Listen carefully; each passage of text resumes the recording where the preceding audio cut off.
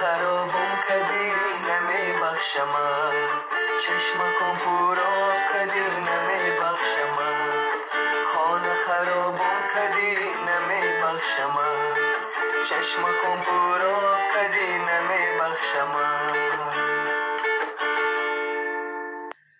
سلام علیکم دوستان عزیز، هموطنان عزیز، مخلصان عزیز، همه شما را به گروپی کامتیجی دعوت میکنیم.